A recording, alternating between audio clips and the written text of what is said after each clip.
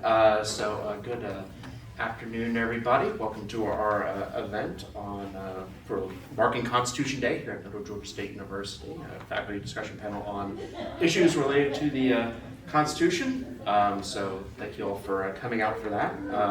Before we get started, we'll do some introductions and also thank our sponsors here, and then talk a little bit about our format. Go ahead and do the introductions first. I guess I'll start on the far right, my far right, your far left, would be Dr. John Hall, who's an associate professor of political science, and his PhD in political science is from Auburn University. Next to me here is Dr. James Decker, who is a professor of political science, and his PhD in political science is from Florida State University. They'll be our two panelists answering our questions, and then I'm the moderator. I'm Dr. Christopher Lawrence. I'm also a professor of political science, and my PhD is from the University of Mississippi. I'd like to thank our sponsors. First, we're sponsored by the Center for Middle Georgia Studies, and this is the executive director over here, Ms. Christine Lewis-Roberts. Roberts Lewis. Should have written that down. She has graciously made available this space, and also put out our flyers and things like that. The panel today is also being sponsored by the Department of History and Political Science, as well as the Alpha Mu Zeta chapter of Pi Sigma Alpha, which is the National Honorary Society for Political Science. We have a number of prepared questions that I have circulated the panel beforehand, so it's not cheating. They knew what was coming in advance to some extent. We'll also take some audience questions if you have some questions, or if you have some follow-up questions from any of the questions that I have to ask. Unless there's any other business, I guess we'll go ahead and get things started. Our first question is, I think, pretty straightforward. What part or aspect of the Constitution do you think is the most important, and why? Great question. Just hearing it now for the first time. This is something that we cover in our class, and thank you for all the students who've come out today. Make sure to sign up on the back if you're one of my students. By far, the single most important thing about the Constitution. Does anybody have an answer? Perfect, because I'm going to give you one. As we've covered in class, I would have to go with the separation of powers doctrine. There's one problem that the framers have in 1787 when they're writing the Constitution. We need a more powerful central government. They were terrified of a more powerful central government. They had literally just fought a revolution against a more powerful central government. So it makes sense that the very first attempt at permanent national government we created was a confederacy. It was the opposite of what we just fought against, a unitary government. So when we're putting together the Constitution, we're coming to grips with the fact that, as afraid of it as we are, we have to have a more powerful central government. Have to. We're going to collapse from internal dissension. We are going to be prey to European superpowers who were just waiting to come back over and take us. So how can you create a more powerful central government that does not become tyrannical? Because as we know, what was the number one fear of the framers of the Constitution? Tyranny. Monarch being controlled by a monarch. Exactly. So how do you create a more powerful central government and not have it succumb to tyranny? The separation of powers doctrine. We borrow from a French philosopher by the name of Montesquieu, and we insert separation of powers throughout the entire document. Now, as we've covered in class, the separation of powers doctrine does what? What's the value of the separation of powers doctrine? Checks and balance. Checks and balances is a separate entity. It's kind of like the sibling of checks and balance, of separation of powers, I would say. If you're afraid of the central government becoming too powerful, what do? You put power in multiple branches. Checks and balances interweaves those powers together so that no one branch can wield their own power unilaterally. So easily to me, the separation of powers doctrine is the most important thing. And it has done its job. Does anybody remember the last time we were taken over by a tyrant who suspended the Constitution? Well, not yet. Not talked about, but actually suspended the Constitution. It's never happened. We've never had one branch of government become tyrannical, exercise tyrannical power. The separation of powers doctrine has some drawbacks. If you wanted to create the single most inefficient government imaginable, I would create what we have. But again, the framers were not trying to create an efficient government. What were they trying to do? Prevent the rise of tyranny. And the separation of powers doctrine does that, and it still does that. 230 years later, it's still doing that. It's a headache, it's not easy, it's not convenient, it's not efficient, but it does the one job it was trying to do, and that was to stop Tyranny. tyranny. There we go. So that's my answer, and I'll stop now, because if I don't stop now, I'm just gonna keep on going. Well, I would agree with that. I will add something that I think is also probably just as important, and that's the supremacy clause in Article 6. Because the supremacy clause in Article 6 says that the U.S. Constitution is the supreme law of the land, and no other law can supersede what's in the U.S. Constitution, which means any laws that are made by any state in the United States have to be legal under the U.S. Constitution. So, you know, it's kind of the glue that binds everything together. State judges have to abide by the U.S. Constitution. So you have this document that is the overriding document in the United States. All 50 states, I'm sure people that are in other American government classes besides mine know, all 50 states have their own state constitutions, and we have state legislatures in all 50 states. All of that has to be done under the U.S. Constitution. They can't do anything in a state that contradicts what's in the U.S. Constitution. So my response, not that I don't think Dr. Hall is also correct, but my response would be, I would point to Article 6 and specifically the Supremacy Clause. And we got to thank the New Jersey plan for that. So, you know, thanks Mr. Patterson for that. So that would be my answer, the Supremacy Clause. Okay, thank you. What are some common misunderstandings or misconceptions about the Constitution that you think ought to be clarified? Well, to jump on top of this one, there are so many elements that I think could be clarified, but I'm going to hit one because it matters a lot. This is an election year. And when I say this is an election year, does anybody have any particular position in political power that you're thinking about? When I say it's an election year, who are you thinking about? What election are you thinking about? President, yeah. One of the realities of the Constitution that I would like to point out is this. The president is not a wizard. The president is not a king. We tend to look at presidents as if they have way more power than they actually have. Now, they do have significant power, but 9 times out of 10, historically, especially pre-Depression, pre-World War II, presidents really aren't that immensely powerful unless we were in a time of war. I like to point out that Congress has the largest number of individual enumerated powers. Many times when you see presidential candidates on the campaign trail talking about what they're going to do, 90% of the time, every word they're saying, I'm sitting there thinking, nope, that's Congress, nope, that's Congress, nope, that's Congress. So that's one thing I would point out, that presidents, while wielding extensive power, especially in terms of foreign policy, especially during times of war, and now in the post-World War II era, presidents do play a much larger role in the implementation and creation of a budget. I always like to point out that Congress was given the lion's share of specific enumerated powers. All of the branches are equal, but Congress is kind of a first among equals. So that's one of the things I point out. Presidents wield great power, but they do not have the ability to unilaterally do what we think they can, or even what they claim they can. Can you read the question again? Sure. What are some common misunderstandings or misconceptions about the Constitution that you think ought to be clarified?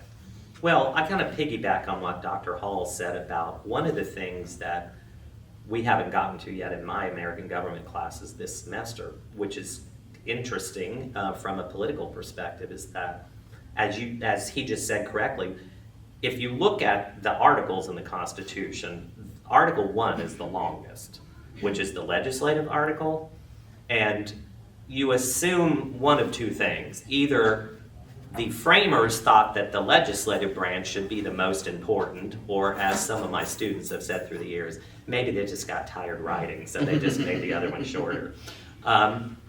But one of the things you're going to learn in American government classes is that particularly since the end of the First World War, Congress has started ceding political power to the president. And the president as a political figure has been growing in political power. And in lots of ways, Congress has willingly handed over that political power to the president. Part of that is because the president is the commander-in-chief of the most powerful military in the world. But when you look at something from a political science perspective, and you look at presidents, I always tell my classes, President Lincoln had more political power than President Washington. President Roosevelt, either one, had more political power than President Lincoln. President Biden has more political power than President Roosevelt. So the growth of the presidency has really shifted the focus of power to a large extent in ways that, weirdly, Congress has willingly given up to the executive branch. So while the executive branch article is a lot shorter than the legislative article in the Constitution, presidents today, here's a phrase that my classes will hear, you haven't heard it yet, so you can be a big star in my class when I say this. Presidents today have more political power than they did at the beginning of the country. And the political power of the presidency has grown.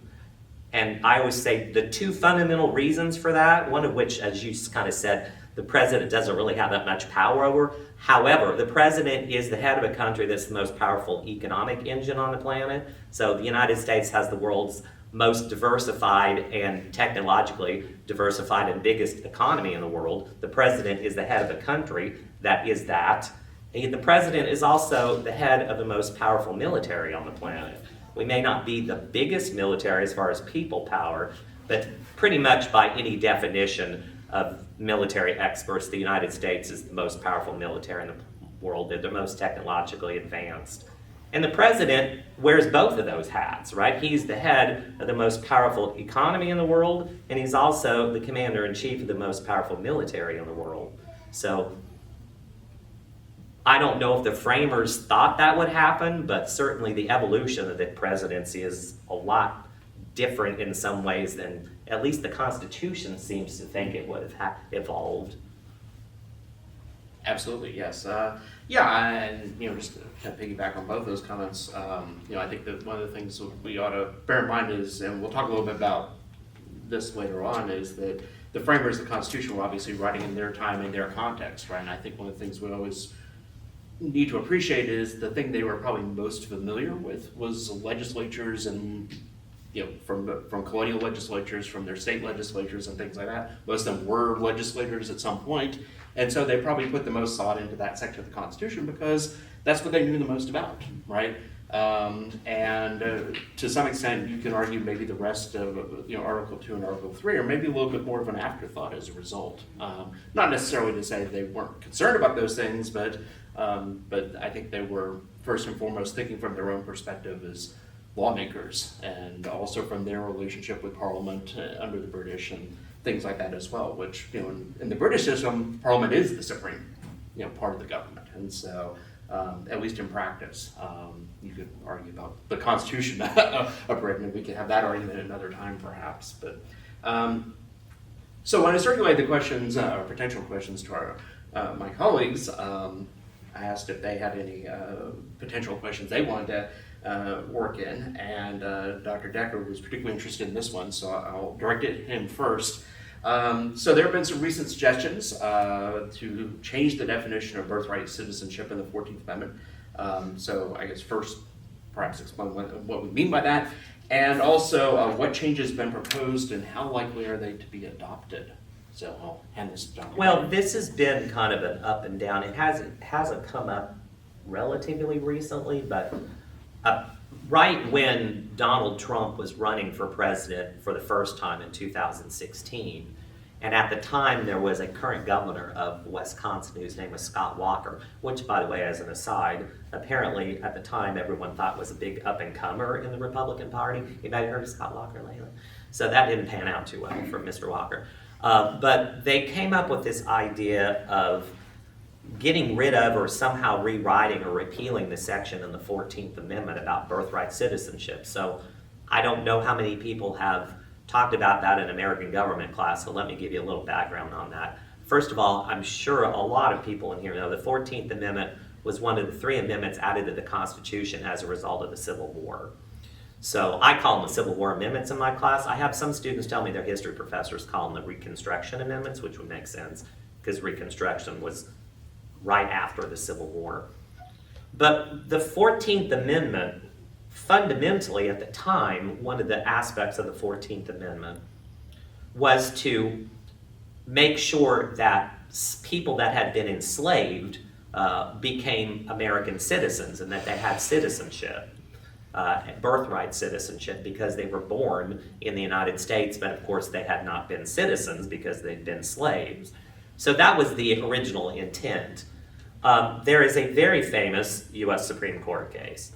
So anybody who's in other political science professors' American government classes, you can now be a shining star. So go forward and be a star in your class.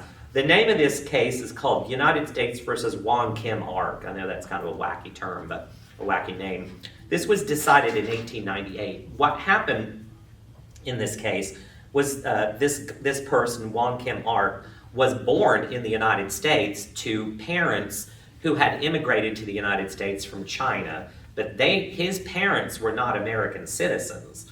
So the question was in front of the court, does he have birthright citizenship, even though his parents were not American citizens? And the U.S. Supreme Court ruled, yes, he does, piggybacking on the 14th Amendment. The reason why this has cropped back up again, I'm sure you are all aware, and you're probably way ahead of me in my discussion here, is that we've had historically and continue to have an immigration issue in this country, and we have undocumented people in this country that have come into the United States without documentation. And there are people that are in this country that are undocumented that have had children while they're in the United States. Under the 14th Amendment, those kids are actually American citizens. So what the Republicans, and specifically, at the time it wasn't President Trump, but what President Trump wanted to do was get rid of birthright citizenship. Therefore, that would negate that issue with respect to anyone that was physically born in the United States would not automatically have birthright citizenship. The thing that I'm going to open up to the class is, well, that kind of opens up a can of worms, because, well, then how do you prove U.S. citizenship then? Because the two ways that you prove U.S. citizenship historically, one of them is jus soli, which is by place of birth. That's the one they want to get rid of. So then the only other option would then be you have to have one through blood, like jus sanguinis, which is either one of your parents has to be an American citizen. So this is, something that we haven't heard recently, but like I said, I wouldn't be surprised if candidate Trump is still not supporting that. Here's something I don't know because I haven't looked into. I'm curious as to know whether or not this is brought up in Project 2025, which you may have heard about. Whether or not birthright citizenship issues come up in that document, because there's a whole slew of things that are in there, which I'm sure you've been hearing about, which is a document that was written by the Heritage Foundation, which President Trump is now claiming he doesn't know anything about. So, great coverage there. There's not really much that I could add other than if we looked at the possibility of amending the Constitution to get rid of the citizenship requirement. And I would argue that there's basically no possibility of doing that. We're going to cover this a little bit later. Amending the Constitution is hard. You want amending your foundational document to be difficult. You do not want it to be subject to the popular passions of the populace. But you don't want it so hard that you can never amend it. As we remember, the Articles of Confederation, does anybody remember how many states had to sign on? 9 of 13 to ratify the Constitution, Article 7. But under the Articles of Confederation, how many of the 13 states? All of them. If you require a unanimous vote among elected politicians, you are never going to get that vote. That's almost impossible. So what we do is a two-part process. We'll talk about this later, but I would argue there's no realistic political chance that anyone has the political capital to spend to amend the Constitution to take out birthright citizenship. and piggybacking what you said about how hard it is to amend the Constitution, it takes 3/4 of the states, either through state legislatures or state ratified conventions, which we've only done once. But one of the things people forget about is, except for Nebraska, every single state legislature in the country is bicameral, and you have to pass it in both of the chambers of a state legislature for it to pass. So here's an example. In Illinois, the Equal Rights Amendment passed in one chamber but didn't pass in the other chamber. Therefore, it wasn't ratified by the state legislature. So then you doubly compound how hard it is. Because when you think state legislature, you typically think that's one body. But actually, it's two chambers in every single state except Nebraska. Nebraska has a unicameral legislature. They're kind of the, odd one out there. So they'd only have to pass it in one, but It's really hard to amend the Constitution. So birthright citizenship, I think, is here to stay. I would agree with that. So, moving into our next question, which actually is on this very topic. So it has been over 50 years since Congress successfully proposed a constitutional amendment that was ratified. I leave out the 27th Amendment, which had been proposed much earlier, the 26th Amendment was proposed back in the late 1960s. So it's been most of us in this room were not alive the last time Congress proposed an amendment that was Speak for successful. yourself. I did say most. Many people might think then that this might represent an issue. Do you think that the Constitution is too hard to change? You suggested that. Dr. Hall suggested that you certainly don't want a Constitution to be easy to change, but is it too hard to change? I think they threaded the needle perfectly. Again, when it comes to the Constitution, when it comes to any Constitution, obviously you don't want this generation's popular passions to be able to easily translate into foundational changes to the Republic. Again, you don't want it too hard, or else you lose that malleability that allows the Constitution to change when it needs to change. 230-ish years of this Republic, and we have changed the Constitution 27 times. 10 of those came at the same time in 1791, which my class, we're literally covering this right now. So if you go from 1791 to right now, 17 times, that's it. Those are the only times. 2 of them cancel each other out. 2 of them cancel each other out. About half of the remaining amendments involve specifically voting rights. So we do not change this Constitution a lot. Would I argue that it's too easy, that it's too hard? I would argue that the needle has been perfectly threaded. If you were to lower the ratification requirements, I think you would be getting into popular majorities that sometimes states do have.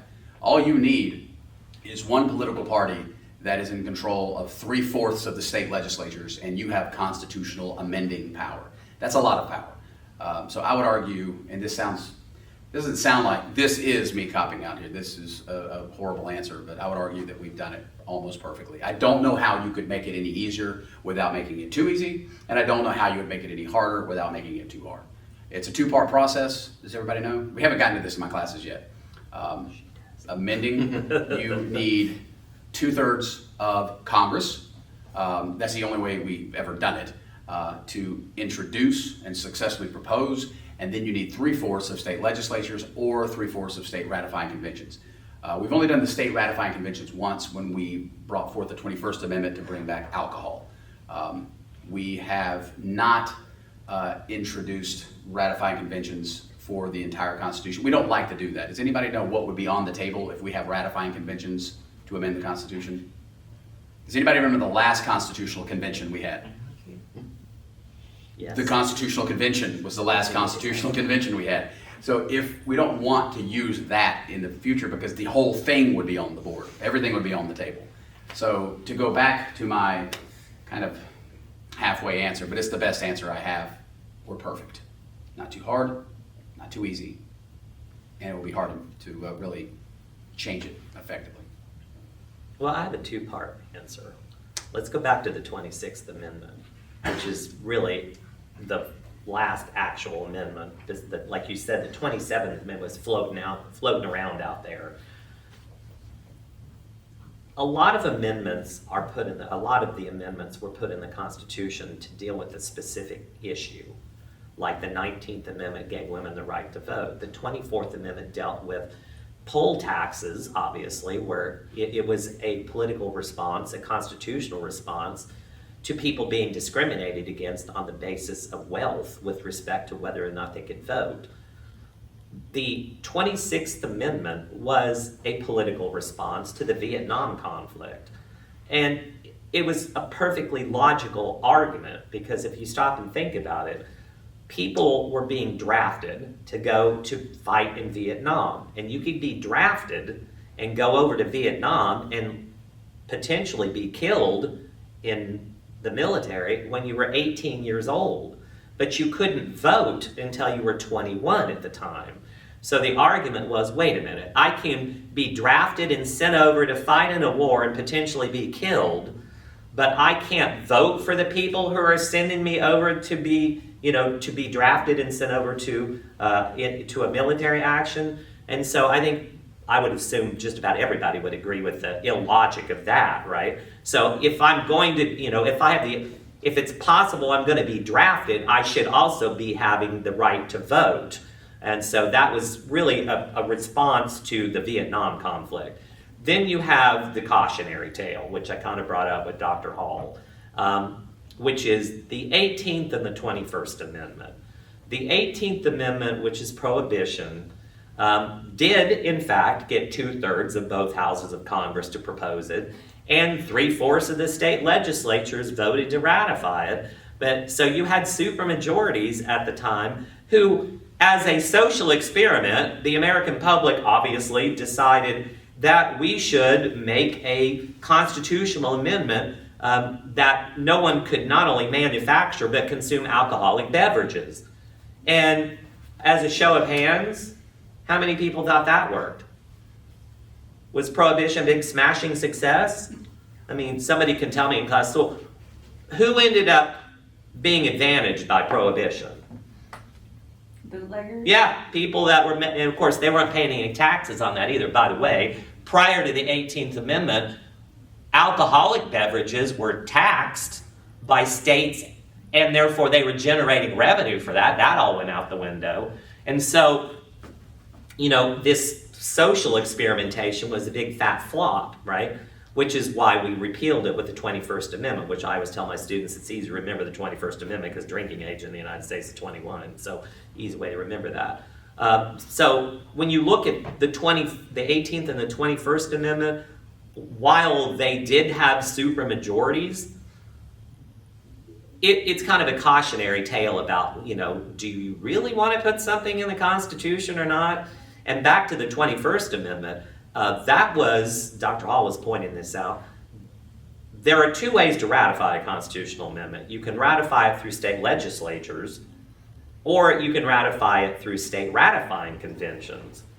And in the case of the 21st Amendment, it's a good example of political paranoia and CYA. You might know what a CYA law is? I tell my classes. Cover your ass. Cover your ass, right. So you have state legislatures out there and state legislators and state legislatures who don't want to vote on whether or not to ratify the 21st Amendment because they know whatever way they vote on that, they're going to make constituents back home mad one way or the other. So they're looking around for, an exit ramp, and they come up and they're like, hey, we can pass this hot potato off to state ratifying conventions.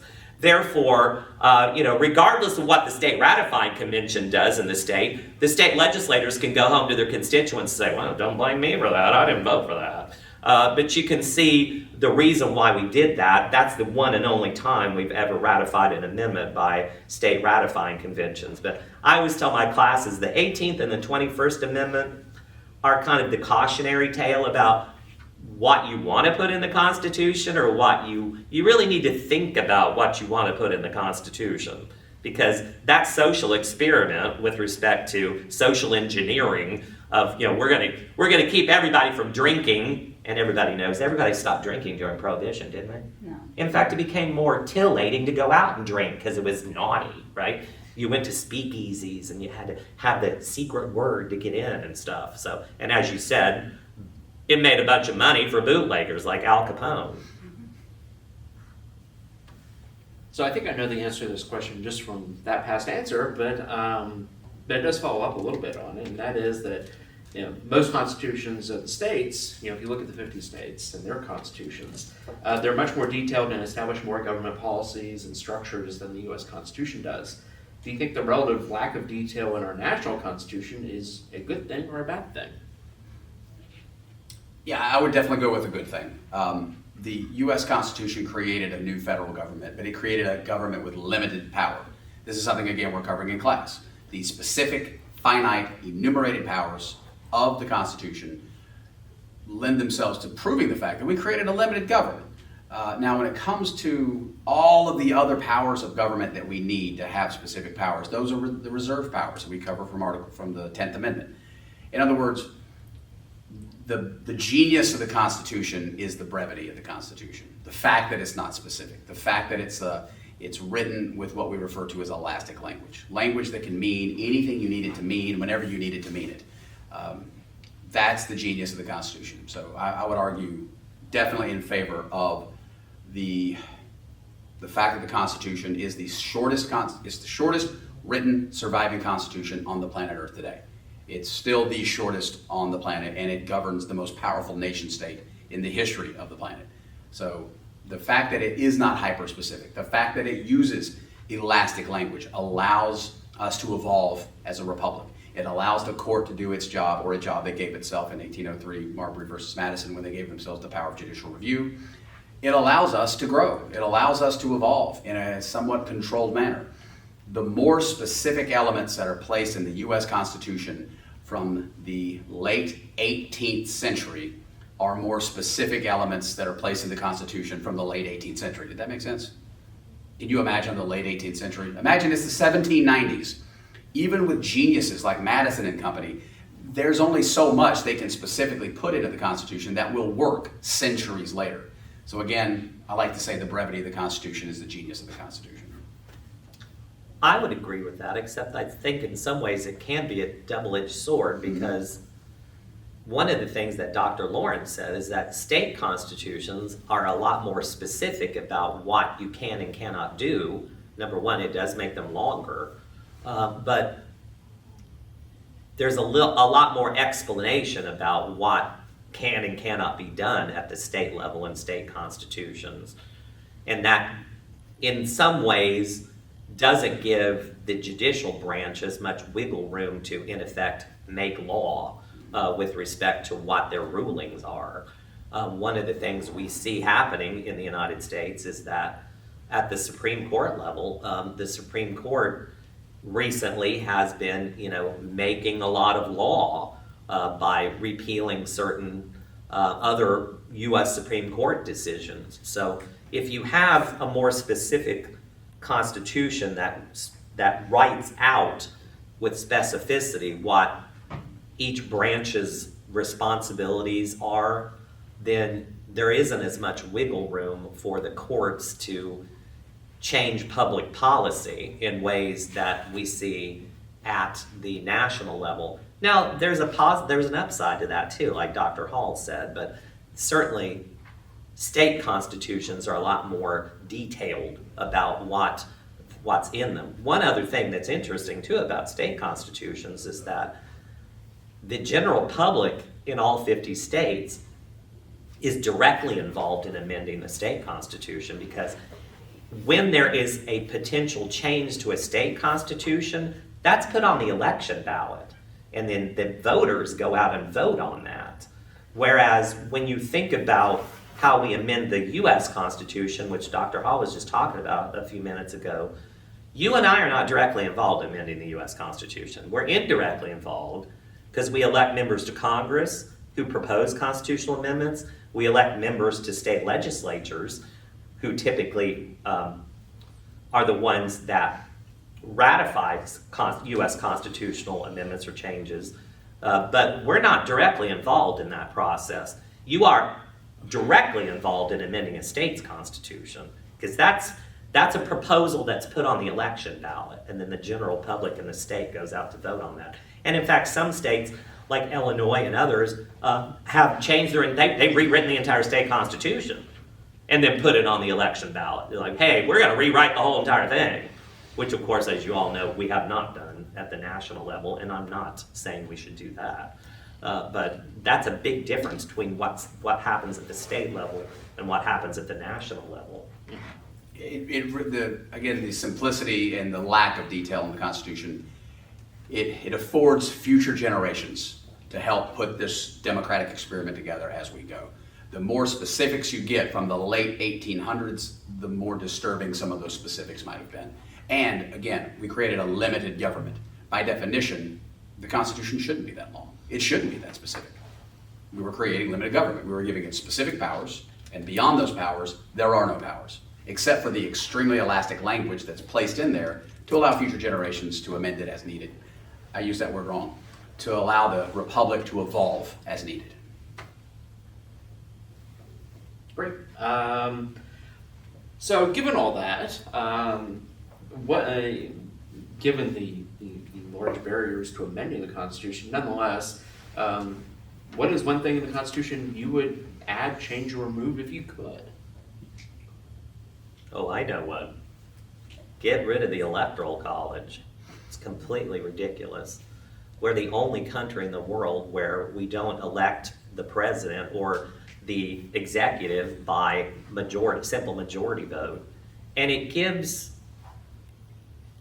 an undue advantage to, I don't think at the time the framers envisioned the way the United States was going to evolve.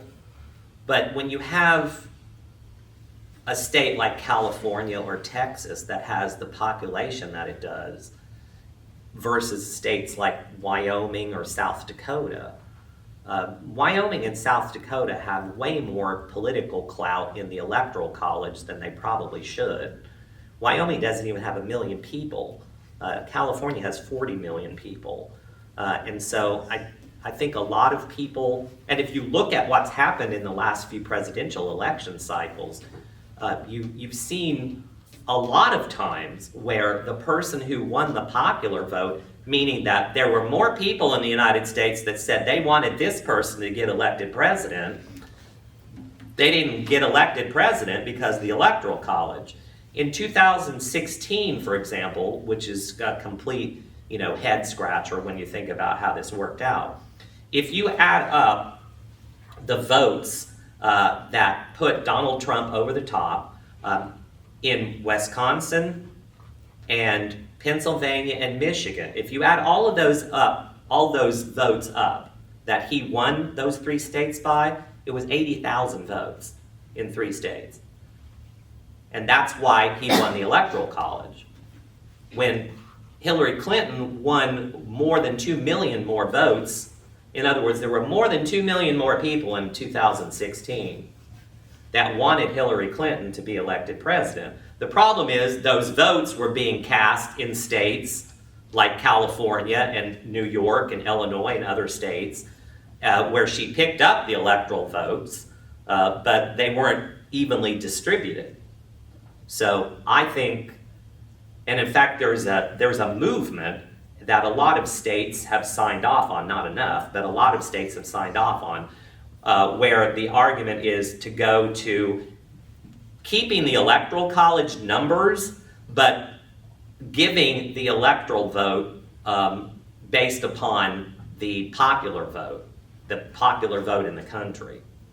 So I would say that's the one, and you hear people talking about that a lot, but it kind of crops up, and keep your eyes and ears peeled, because it may happen again this year, where you have a situation where someone doesn't win the popular vote but wins the Electoral College. That's why, if you've been paying attention to what's going on with this election, how many people keep hearing about the battleground states, right? It's the battleground states, which Georgia happens to be one of, interestingly.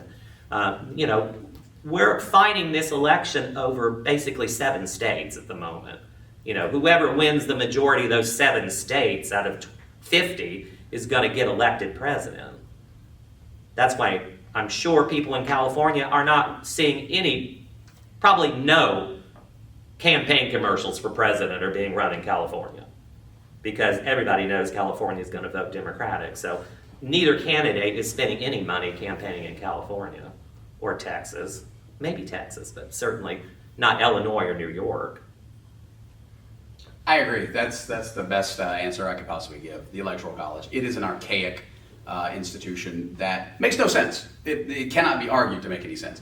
It exists because of the realities of late 18th century North American politics. You've got small population states, and if you want them to sign on to the Constitution, you've got to keep them happy. How do we keep them happy? with the U.S. Senate. No matter how small, no matter how big you are, and by small or big I mean population, everyone gets 2 U.S. senators. And I agree. I don't think the framers appreciated the evolution of the Electoral College or the existence of the U.S. Senate for that matter. There were about 3 million people in this country when it was written. We have 330 plus million today. We're a little bit different. We've covered this in my class actually. You can see the power of the Electoral College math or the Senate when you look at the fact that half of the population of the country is found in 9 states. Just 9. Georgia's the 9th state, by the way. So what does that mean? Who cares that half of the population can be found in just 9 states? How many U.S. senators are represented by those 9 states? Anyone familiar with math and multiplying things by 2? 18. 18. Meaning, what percentage of the U.S. Senate represents half the country? 18% of the U.S. Senate, 18% of the U.S. Senate represents half of the United States population. That's not mathematically sound for representative government. Why does it exist? It exists because of the realities of the politics of the late 18th century North American continent. And it does give a disproportionate amount of political power to small population states. It's not accidental that in 2016, the person who won the national vote, I say national popular vote because there's no such thing as a national popular vote. They counted, but it doesn't, Why do we know the national popular vote? Because we're curious and we can add. So we just add up all those votes, and Hillary Clinton, former Secretary Clinton, had almost 3 million more votes. If you go back to 2000, were y'all alive in 2000? How old am I getting? Were y'all alive in 2000? 34 years old. A couple? Okay, a couple of you. Not a couple, most of you not. In the year 2000, former governor of Texas, George W. Bush, had less national popular votes than current Vice President Al Gore, but he won the Electoral College. It's not accidental. And by the way, this is neither good nor bad, neither here nor there. I'm not blaming any political parties. But it's not accidental that the political math of the Electoral College keeps coming up in favor of Republican candidates. The Electoral College gives a disproportionate amount of power to smaller population rural states. Mm-hmm. What political party does best in smaller population rural states? Republicans. The Republican Party. So I would agree with you on the Electoral College. I would love to get rid of it. We never will. There will never be 3/4 of states. For the very who will reason sign you on. just said, which is those very sparsely populated rural states don't want to lose the political power they have. Exactly. So they're not going to do that. There will always be 1/4 of the republic. So the Montanas, likes the it. Idahos, the Yeah. Dakotas, the Wyomings of the world are going to say, hell no, we're not doing that. Absolutely. Now, since he already chose that answer, in terms of what I would change, 22nd Amendment.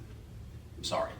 I think that term limits are democratic government with training wheels. I think it's democracy for kindergartners. And if you So you want to repeal it? I would like to repeal the 22nd Amendment because if you want to go vote for President Barack Obama, you can. He can't win. If you want to vote for George W. Bush, you can, but he can't win. In other words, the 22nd Amendment, to me, it reminds me of the 18th. The only amendments that don't tell government what it can't do to us, these are amendments that tell us what we can't do. And I don't particularly care for that. Don't get me wrong, there are a lot of good reasons to have term limits.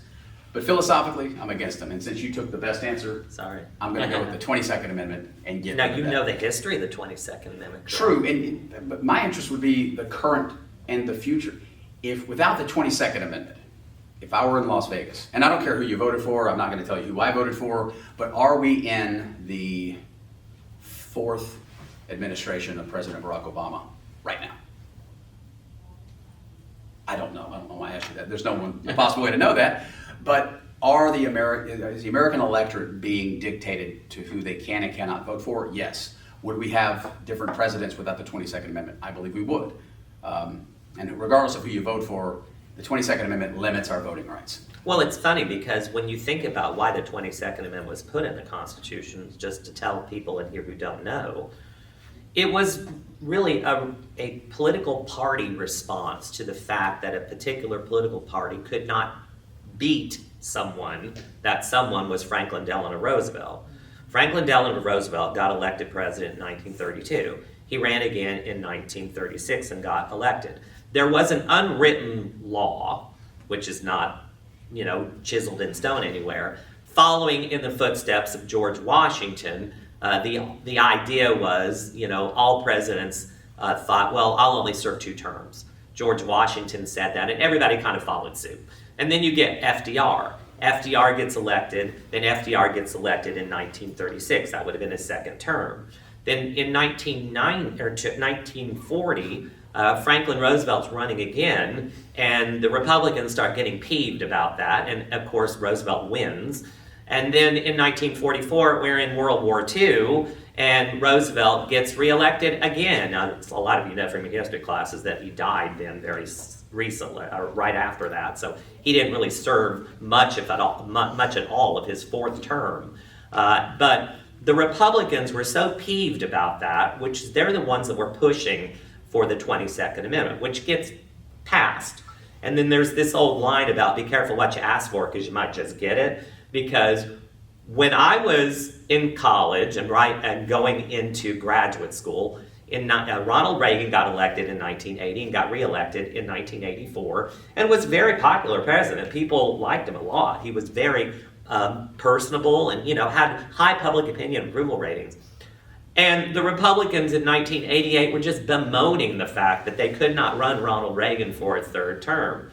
Well, the Republican Party was the party that pushed through the 22nd Amendment. So it kind of came back to bite him in the rear.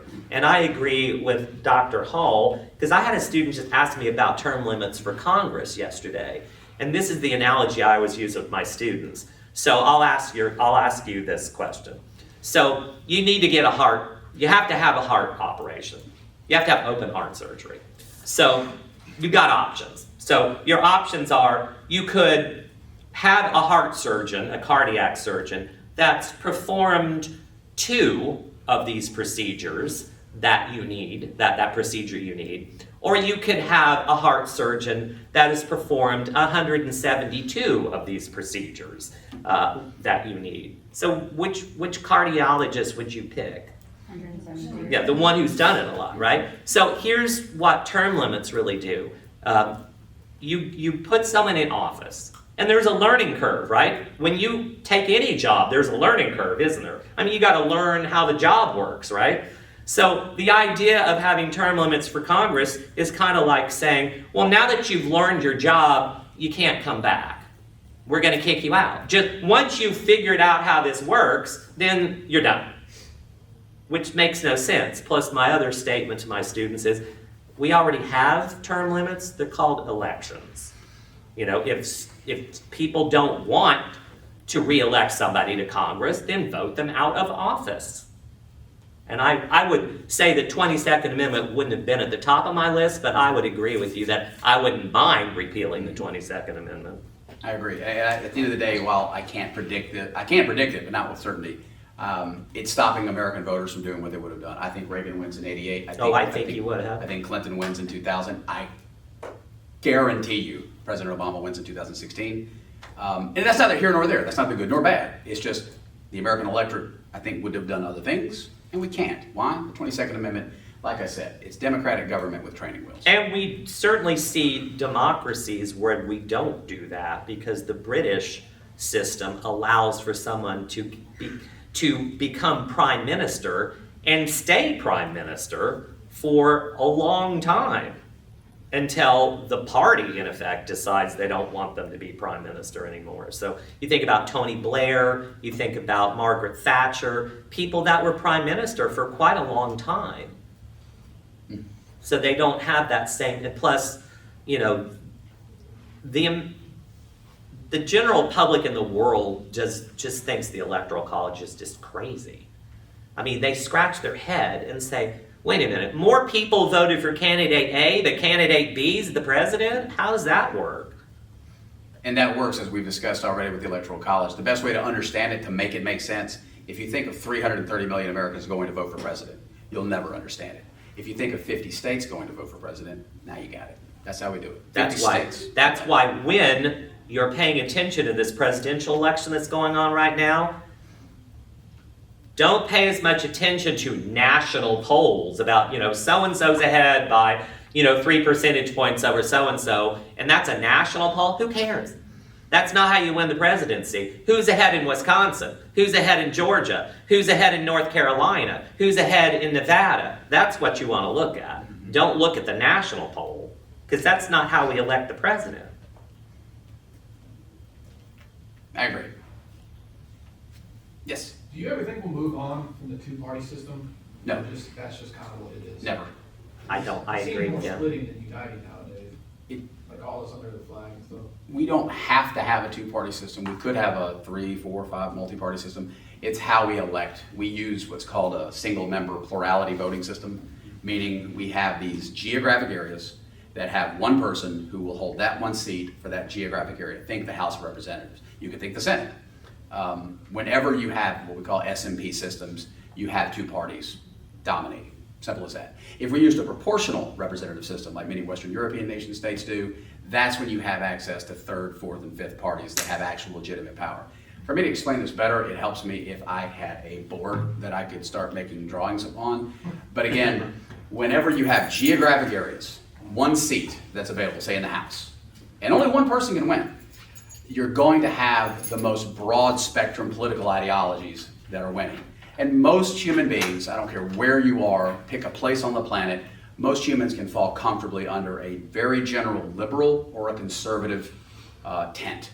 Now, there are more specific versions of liberal, more specific versions, a lot of variety of conservative. But if you have a geographic area with one person that can win, I don't care where you are, you're going to have more liberals and you're going to have more conservatives, and those parties are going to always win.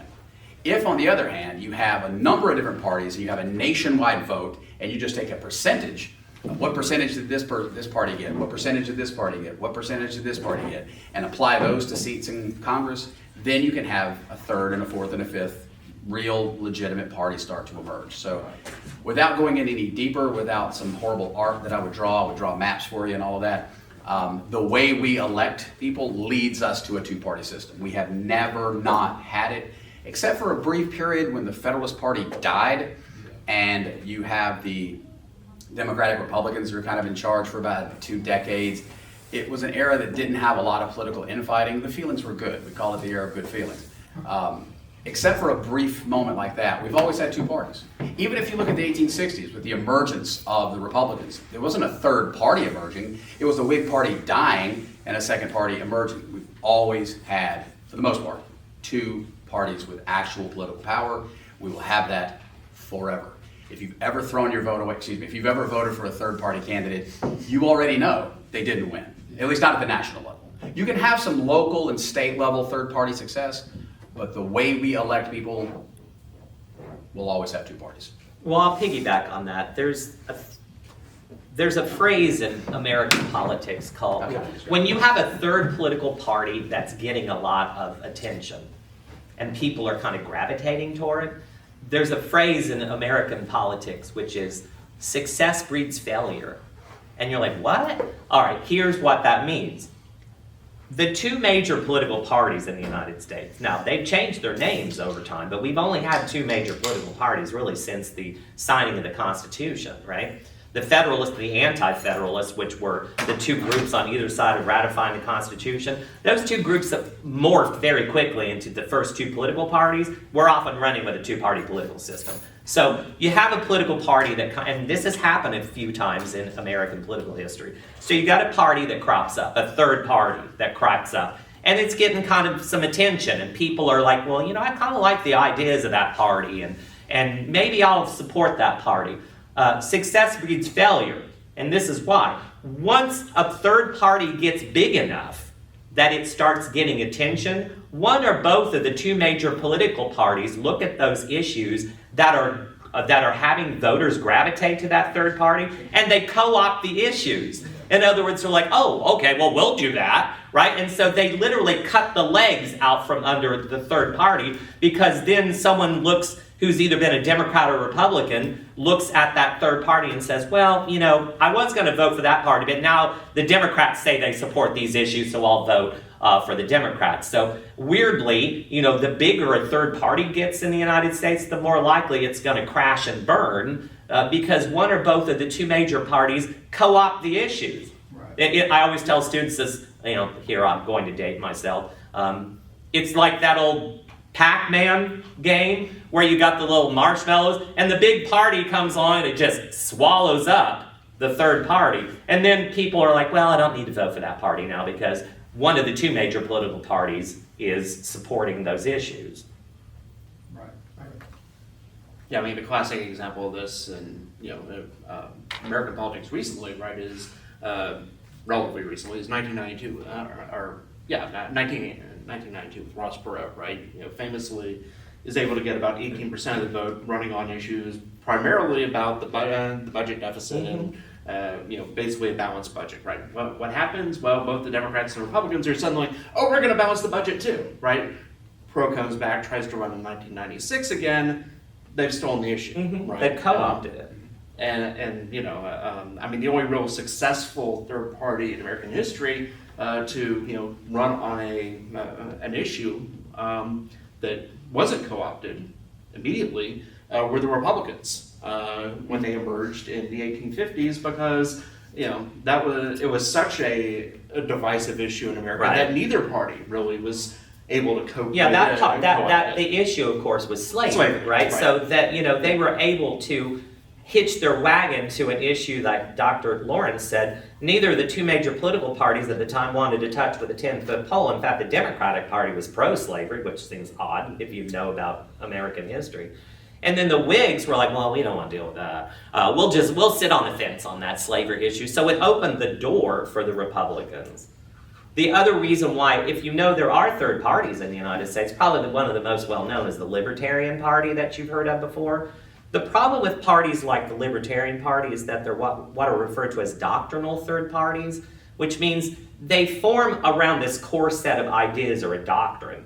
And typically, their ideas, their doctrinal thinking is so outside the mainstream that the general public's like, I can't, no, that's way too crazy for me.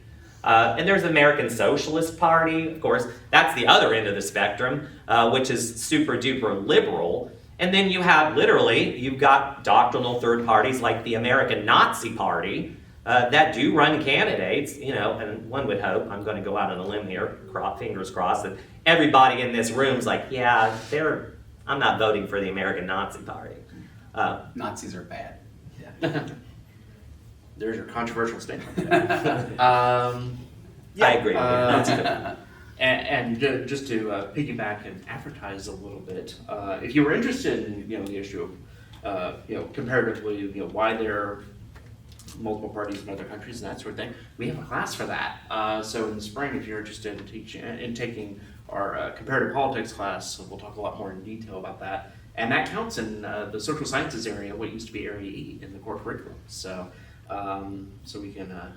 And promote that. piggybacking on your very good question, there are actually theories in political science Oh, sure. about that. Yeah. One of the most well-known is a theory named after a guy who wrote a book, An Economic Theory of Democracy. This guy's named Anthony Downs. It's called Downsian theory. And Downsian theory purports to explain why third parties in the United States don't really get anywhere. I thought you were going to go Duverger on that. Which says that S&P systems always give you two parties. There's pros and cons, by the way. There's advantages to a two-party system. There are some third parties that are third party for a reason, that their ideas aren't good, that they are not attractive to a large number of people. Our system does not allow easily third parties to have a seat at the political table. There are pros and there are cons to that. Sometimes the cons are that you have like the Green Party who's saying controversial things like, we only have one planet, let's not make it unsustainable for life. Those are ideas you might want at the political table. Then there are other instances in liberal democracies like Germany, 1930s, where the third party are the Nazis, and when you let them have a seat at the table, they murder everyone at the table and set the table on fire. Well, you move back a little bit from where you just talked about. When the Weimar Republic was formed after World War I, the fundamental problem with Germany, which led to the Nazis, was that you had what was called hyper-democracy. You had so many political parties running and electing people to the Reichstag that nobody had any political power because nobody could form a government. So because of that, that kind of opens the door for a party like the Nazis, which was a political party. I think a lot of people, hear the word Nazi, they don't really understand the history of that. That's the National Socialist Party. That's where the term Nazi comes from. And they actually were a political party that got people elected, but then like Dr. Hall said, once they get into power, they're like, yeah, we're done. All the other parties are out. We're the only one. So sometimes you want to keep third parties out. Sometimes you don't. It's a happy medium. We err on the side of two. All of our national legislation, with some exceptions, is generally going to be compatible with the thoughts of most people. You cannot get controversial, revolutionary legislation passed, usually, in a two-party system. So you're going to get more vanilla legislation, but the advantage of that would be that if you can do great things quickly, you can do bad things quickly. So just all you get are donkeys and elephants for now. So we've delved way away from Constitution. By the way, parties aren't mentioned in the Constitution at all. So we're talking about something that's not actually in the Constitution. So arguably, the Constitution was shaped more by the need to resolve immediate problems with the Articles of Confederation, and as Dr. Hall mentioned before, and Dr. Decker also mentioned before, than by longer-term considerations. So why do you think the Constitution has endured despite being a product of a particular time and place in the 1780s? I would say, A, as I mentioned earlier, the fact that it is short, the fact that it is concise, the fact that they did not get hyper-specific in areas where they could have, the fact that we used elastic language that can mean different things. If I were to ask you today, what is necessary? What is proper? What does that mean? It means different things in different generations. What is cruel? What is unusual punishment? It means different things. The fact that it's short, the fact that it uses elastic language, and at the end of the day, the reason it's still alive today is one thing, Article 5, which we know is what is the Constitution allowing us to do what? Amendment. Amending the Constitution. So the fact that we can amend the Constitution, the fact that, again, as I said earlier, in my opinion, we kind of threaded that needle of perfection. Not too easy, not too hard. It is allowed to grow, it's allowed to evolve. That's why it has survived to this day, and will continue to survive further. The fact that it can grow. It's the metaphor of it's alive. It's a good metaphor. We use it a lot, but I still like it because it actually is. Constitution's living, breathing, and it changes with us. And I think that's why this brilliant document written in the late 18th century, predominantly by a man who was from a state that was overwhelmingly involved in slavery. This would usually be a horrifying story I'm telling. He was a political genius, and those around him were, and they were able to craft this document without being too specific in the details. They allowed it to grow for centuries. Well, you kind of stole part of my answer. It's not job. Because I was going to say, everything you said I agree with, but I was going to say one of the things that's just a weird twist of fate in human history is the fact that in Philadelphia, in that room, you literally have an amazing number of political thinkers that are far-sighted enough to think about the big picture, and like Dr. Hall said, not write something that's so specific that it doesn't have an evolution to it. So, I mean, it just is fascinating to me every time I teach the Constitutional Convention in my classes. I mean, these people had no idea how the United States was going to end up evolving. But you've got some of the most brilliant political thinkers on planet Earth together in that room. And it was just like a weird twist of fate about that. And so, we think about the framers, we call them the founding fathers. We really do have to give them a large amount of credit for that. And I also think part of it is because of the genius of how short it is, and like you said, how non-specific it is. But through the years, too, with good reason, the reverence for this document has grown, right? I mean, I always tell my students, when you think about being an American, I mean, if you were to ask somebody point blank, what does it mean to be an American? Is it geography? But what it really means to be an American is what the Constitution says. That's what it means to be an American. Which is why if anybody's been to Washington, D.C., anybody been to Washington, D.C.? Have you been to the National Archives? You go in there and you get to see the Declaration of Independence. It's kind of a shrine, right? I mean, it's this shrine to this idea, right, of what it means. So, we perpetuate that. Obviously, American government professors do, too, about, your reverence, the reverence for the Constitution. And think about how upsetting a large number of people get when someone talks about getting rid of the Constitution, right? That is something when you hear people say, well, let's get rid of the Constitution, most Americans are like, whoa, wait a minute, no, time out, I want to do that, right?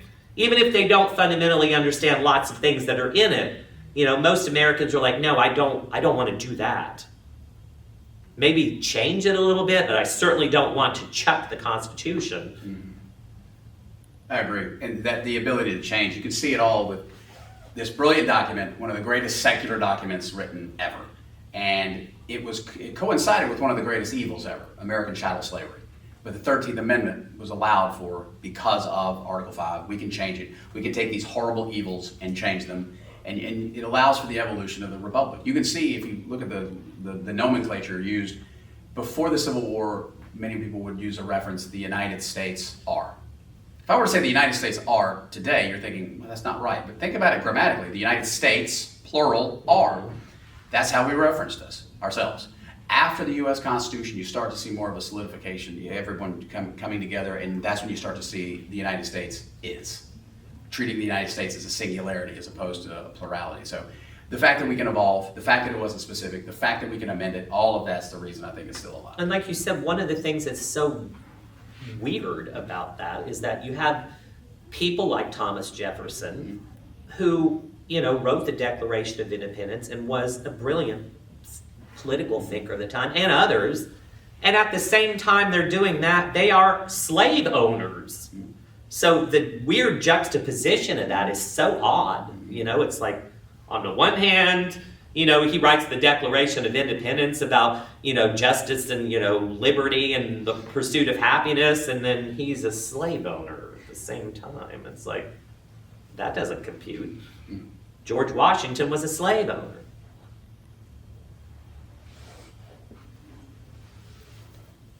Other questions from the audience? It's your big chance. Or did we cover it that well? Of course we did. Of course we did. Of course you did. Of course we did. No questions? No questions. Wow.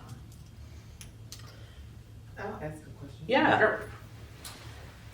So first of all, thank you. Great discussion, and I appreciate you sharing your thoughts and perspectives. If the framers were to come back today, would they be proud of how we have advanced the Constitution or how the United States has evolved? Great question. I can say all of the framers, none of the framers, and it's important we note, we look at them almost as deities. Who are the framers? If you think of some of the great geniuses in American political history, like Thomas Jefferson, was he in Philadelphia for the Constitution? No, he was in France. One of my personal favorites, John Adams, was he there? No, he was in England. We did have heavy hitters there, like your Hamiltons, your Madisons. I can say that all 54, 53, 55, depending on what day, depending on how sober everyone was that day in Philadelphia, none of them would recognize what we have now. Absolutely, it would be an alien concept to them. So I want to first say that. I'm not saying that that's a good thing or a bad thing, but they would not recognize what we have. They couldn't have comprehended the superpower that would be governed by this document. Other than that, more specifically, I think it would depend on which one you're talking to. If you're talking to Alexander Hamilton, I think he would scream from the top of his lungs, "I told you so!" If you're talking to Thomas Jefferson, he might be a little upset at the overwhelming level of power that can be now wielded by the federal government. That's the best answer I can give you other than just throwing theories at you. It depends on which one you ask as to whether they would or would not be happy. But none of them would recognize what we have. Absolutely none. Especially the presidency. The evolution, the growth of the presidential power would have, I think, to be the most surprising thing. I'd like to think that they would be amazed about the evolution of this country. From when they wrote that document in Philadelphia in 1787. And think about, you know, how big the United States was. We only have 13 states. And think about how big the United States is now. I also don't think they had any clue. I don't know how they could. I don't think they had any idea how powerful this country would become. You know, we are one of the most powerful countries on the planet, both militarily and economically. And at the time when they fought that war against Britain, the fact that we even won that's kind of a minor, not, I would say more of a major miracle. I mean, how'd they pull that off? That's amazing in and of itself. I mean, we won a war against the single most powerful military at the time, when we won the American Revolutionary War. So there's part of me, like Dr. Hall says, there's part of me that likes to think that there were framers that thought, look at what this could evolve into, but then at the same time, I don't think they had a clue that it would ever get, the United States would ever become what the United States has become. I don't know how they could have. One of the things they did think, I do think they probably did realize, was that, and luckily for us, I mean, you know, lots of things in the world are just luck, right?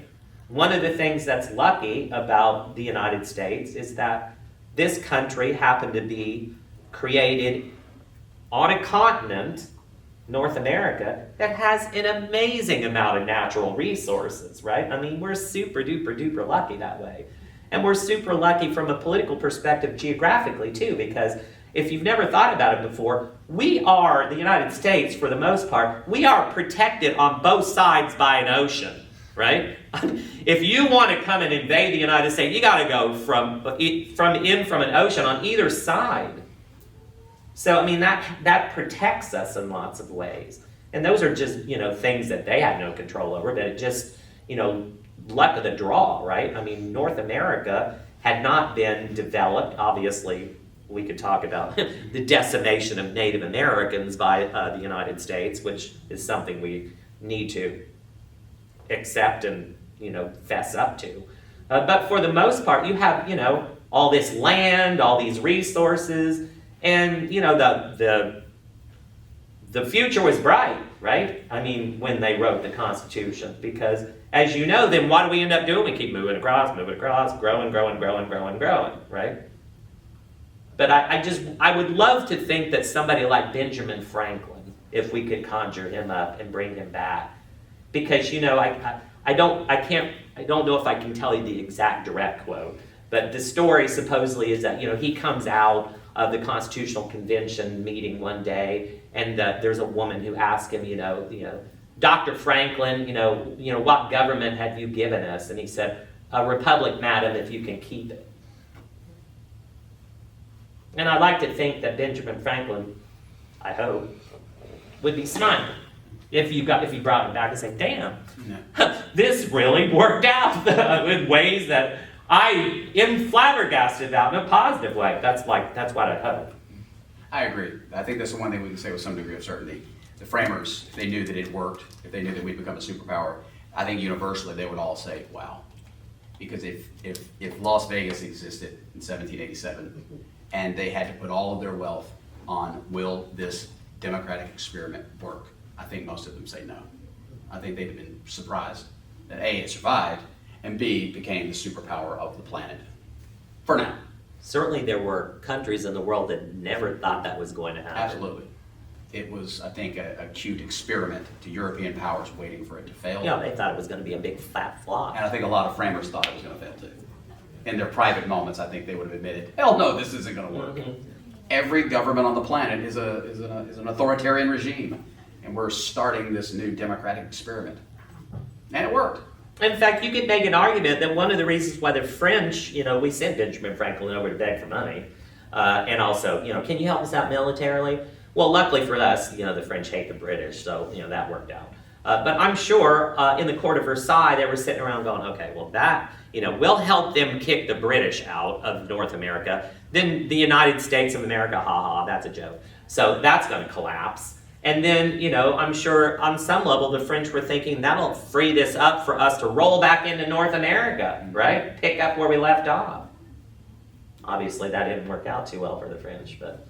It's tricky to really appreciate today from our perspective how weak we were. And the miracle of the revolution, we didn't beat the British Empire. We beat the part of the British Empire that they decided to send our way while they fought a global war with France.